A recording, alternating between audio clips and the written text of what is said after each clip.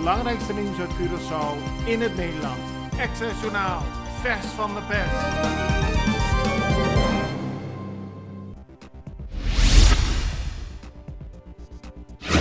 Heel veel mensen hebben deze week een video gezien van een politieagent die een klap uitdeelde aan een toerist uit Nederland.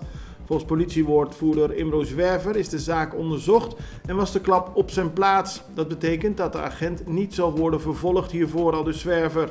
Het gebeurde woensdagavond en volgens de politie handelde de man die uiteindelijk de klap kreeg onbeschoft. Hij is opgepakt wegens belediging en verstoring van de openbare orde.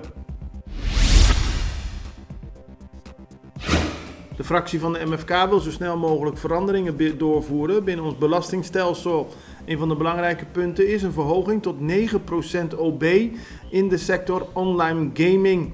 Dat zou in totaal 270 miljoen gulden moeten opleveren en volgens de fractie van de MFK is dat geld dat de overheid nu goed kan gebruiken.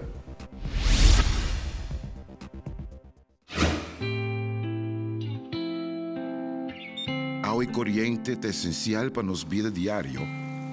Y pues en Aqualectra ta honra de por sirvi y de contribuir al bienestar duradero de nuestra comunidad. Nos que llamamos danki para cumplir carga siempre con nos. Y que otra manera para mostrar nuestra gratitud ofreciendo una compensación.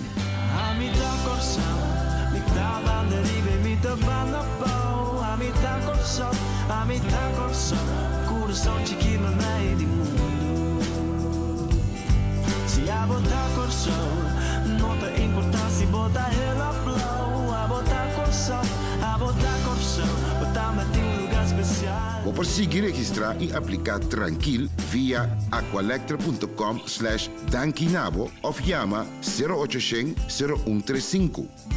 Muito nos te contribui na melhor Curaçao.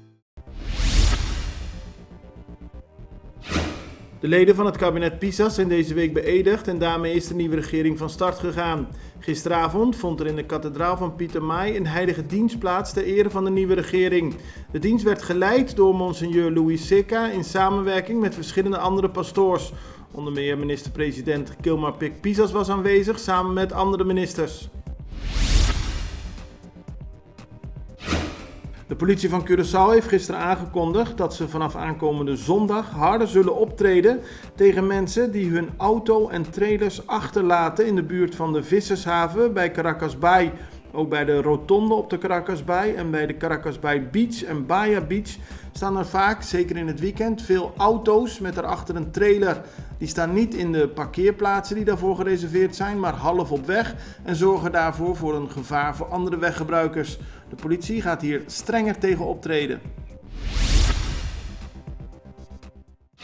Good morning. Start your day the right way.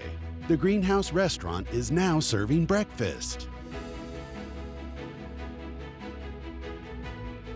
Come and enjoy the refreshing and relaxing morning from our famous terrace. Serving the best omelet, fresh juice, hot coffee, and more.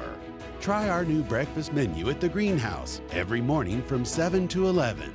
Visit the Greenhouse Restaurant to give you the best service you deserve. De Sociaal-Economische Raad heeft een rapport uitgebracht over het belang van migratie op onze samenleving. Een opvallend punt is dat 10 jaar geleden de grootste groepen migranten bestonden uit mensen uit Colombia, de Dominicaanse Republiek en Nederland. Dat is inmiddels gewijzigd, want de grootste groepen migranten die nu op Curaçao werkzaam zijn, komen uit Haiti, India en Jamaica.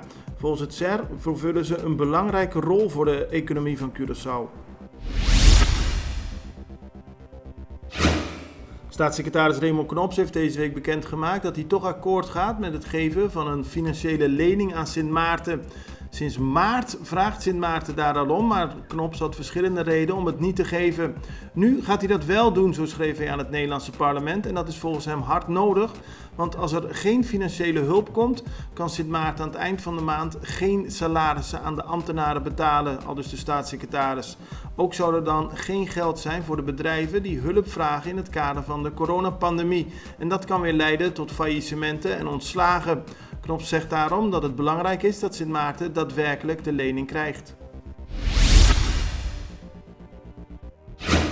Buurtbewoners uit onder meer Salinha en Mahai hebben enthousiast gereageerd op een oproep van officier van justitie Nixt aan de politie om harder op te treden tegen fieveren. Fieveren, ofwel crossen op de openbare weg, leidt tot veel overlast, zo zeggen de buurtbewoners.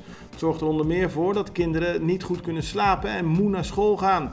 Volgens de officier moet de politie de regels handhaven en iedereen die opgepakt wordt voor fieveren zou meteen zijn auto of motor moeten inleveren.